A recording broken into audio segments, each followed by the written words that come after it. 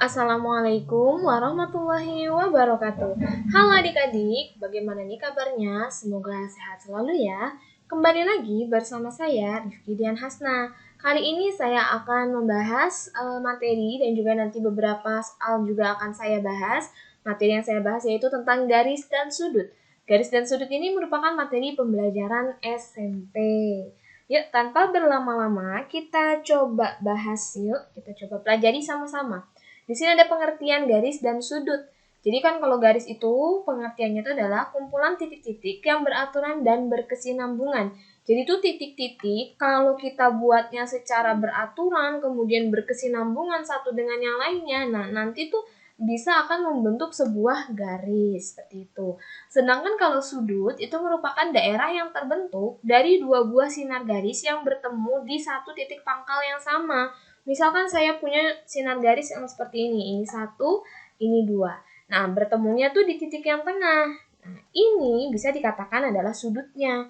Atau yang ini juga bisa dikatakan sudut, ini juga sudut, yang ini pun juga bisa dikatakan dengan sudut. Jadi seperti itu pengertian garis dan sudut.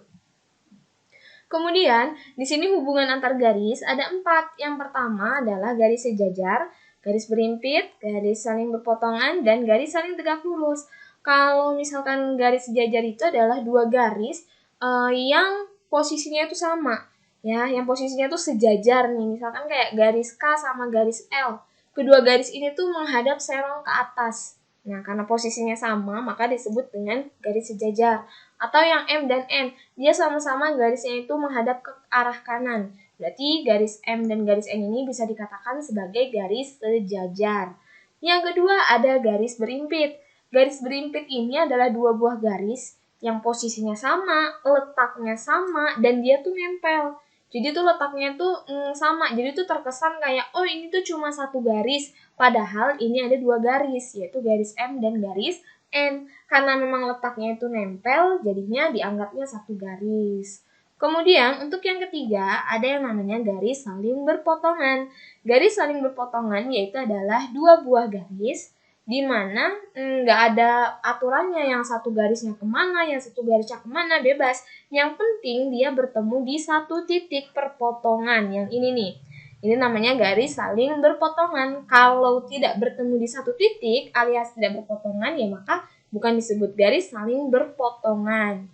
Kemudian yang keempat, ada yang namanya garis saling tegak lurus. Kalau garis saling tegak lurus itu ada dua buah garis, di mana yang satu garisnya itu misalkan dia mendatar atau horizontal. Kemudian satu garisnya lagi itu dia vertikal atau tegak. Nah, kedua garis itu membentuk sudut siku-siku, ditandai dengan tanda seperti ini. Ya, jadi kalau untuk saling tegak lurus itu tandanya seperti ini, dengan besar sudut itu 90 derajat. Itu hubungan antar garis. Kemudian ada lagi yang dinamakan dengan jenis-jenis sudut. Jenis-jenis sudut itu ada 5. Yang pertama ada sudut lancip. Sudut lancip itu adalah besar sudut yang kurang dari 90 derajat. Contohnya seperti ini. Saya buat. Nah, ini. Ini namanya adalah sudut lancip. Kemudian sudut siku-siku yaitu yang besar sudutnya 90 derajat. Seperti ini. Sudut. Kemudian ada tanda seperti ini. Nah, tanda seperti ini adalah tanda siku-siku. Seperti yang tadi. Siku-siku itu besar sudutnya adalah 90 derajat.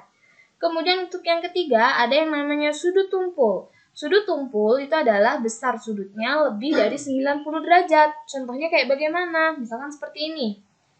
Nah, kalau 90 derajat kan yang seperti ini nih. Nah, kalau misalkan yang tumpul lebih dari 90 derajat diibaratkan seperti ini. Jadi, sudutnya itu lebih besar. Kemudian ada lagi yang namanya sudut pelurus. Kalau sudut pelurus itu adalah sudut garis lurus ya. Nah, kalau kita gambar seperti ini. Nah, ini sudutnya. Kemudian ada lagi yang kelima namanya sudut refleks. Sudut refleks itu yang besar sudutnya itu lebih dari 180. Jadi dia itu bukan yang segini, tapi dia lebih besar lagi dari 180. Contohnya yang mana? Contohnya yang ini. Tuh. Dia lebih besar dari 180. Nah, itu tadi adalah jenis-jenis sudut. Kemudian selanjutnya ada hubungan antar sudut. Hubungan antar sudut ini yang pertama ada yang namanya garis berpelurus atau suplemen. Maksudnya apa? Jadi di sini ada sebuah sudut berpelurus itu adalah 180 derajat. Maaf. 180 derajat seperti ini. Nah, di dalam sudut itu bisa dibagi menjadi beberapa sudut bagian.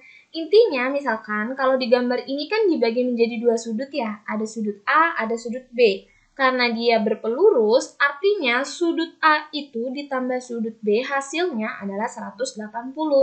Ya, mau A-nya itu berapa, mau B-nya itu berapa, pokoknya jumlahnya harus 180 derajat. Kemudian yang kedua ada sudut berpenyiku atau komplement. Berpenyiku berarti siku-siku, berarti 90 derajat. Ada sudut besarnya 90 derajat. Kemudian sudutnya itu bisa dibagi-bagi atas beberapa bagian. Misalkan ini ada sudut A, sudut B. Sudut A ditambah sudut B itu pokoknya kalau dijumlah hasilnya harus 90 derajat. Nah, yang ketiga ada yang namanya sudut bertolak belakang.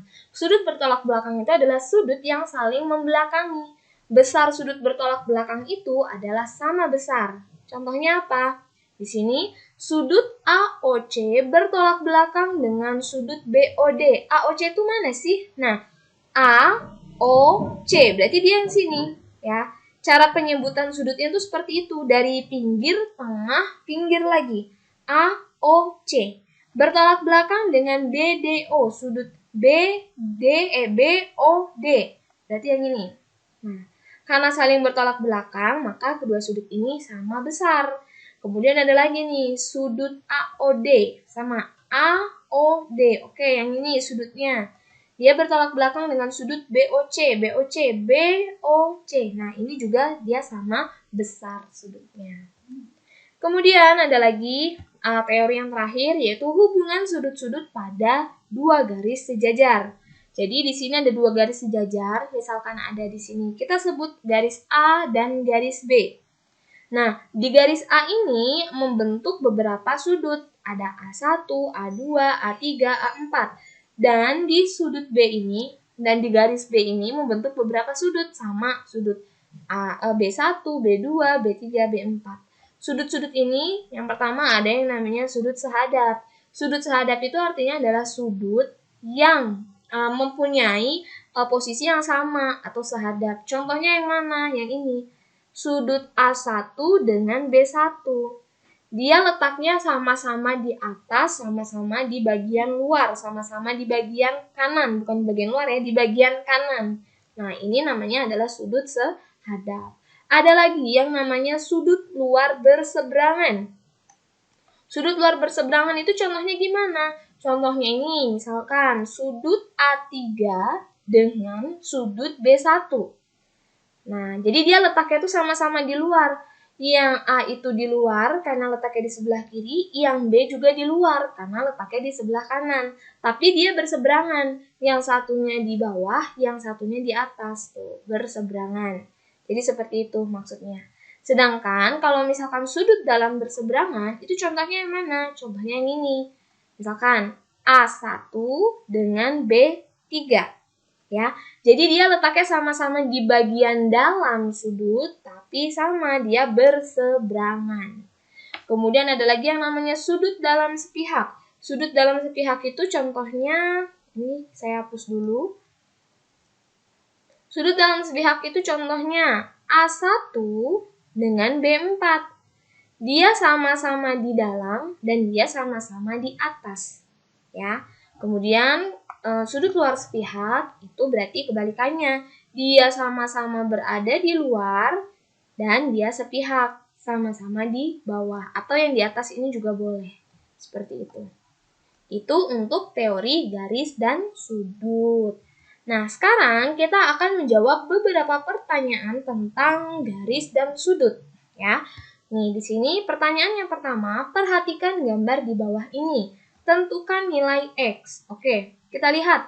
Di sini ada sebuah sudut, sudutnya ada tanda seperti ini. Kalau ada tanda seperti ini, berarti sudut ini adalah sudut siku-siku. besar sudut siku-sikunya di sini adalah 90 derajat. Sudut siku-siku itu adalah 90 derajat. Kemudian di dalam sudut siku-siku ini dibagi lagi menjadi dua sudut. Ini sudut yang pertama, ini sudut yang kedua. Berarti itu dia sama saja seperti sudut berkomplement atau berpenyiku. Ya.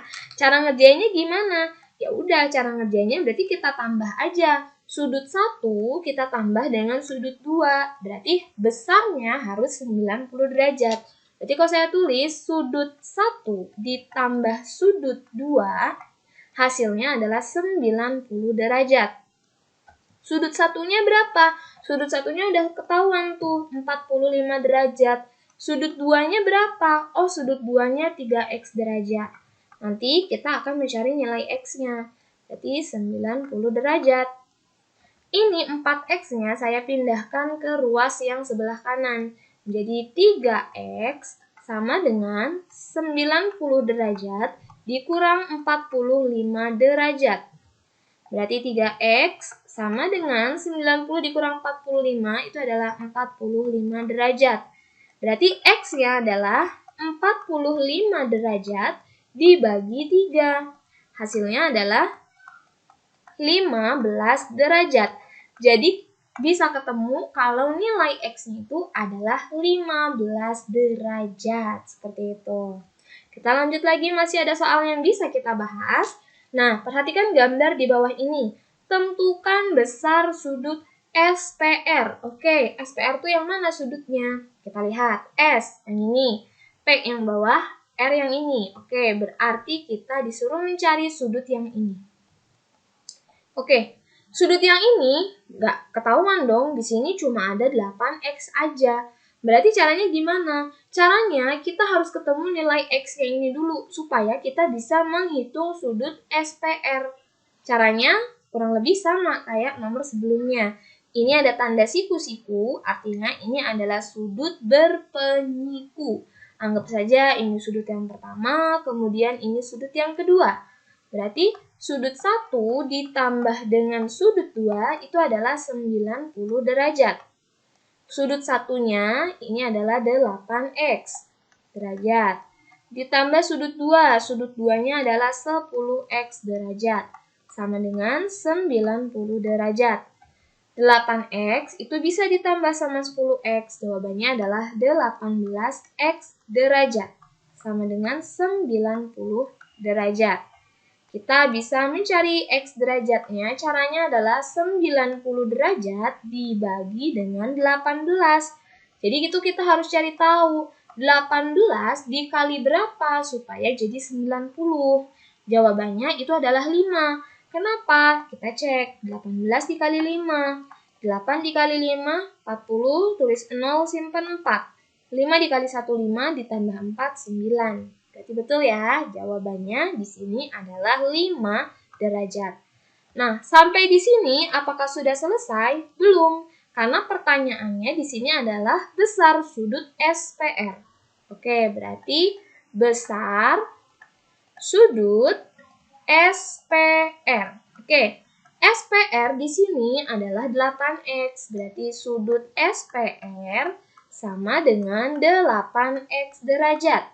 X-nya tadi kita sudah ketemu, yaitu 5 derajat. Berarti 8 dikali 5 derajat. 8 dikali 5 derajat, itu jawabannya adalah 40 derajat. Berarti ketemu sudut SPR itu besarnya adalah 40 derajat. Kita lanjut lagi ke soal selanjutnya. Perhatikan gambar di bawah ini. Tentukan besar sudut CBD. Oke, yang mana sih sudut CBD? CBD. Oke, besar sudutnya yang ini. Berarti kita akan mencari nilai yang ini. Kita nggak bisa langsung tahu nilainya karena kita belum tahu nilai A.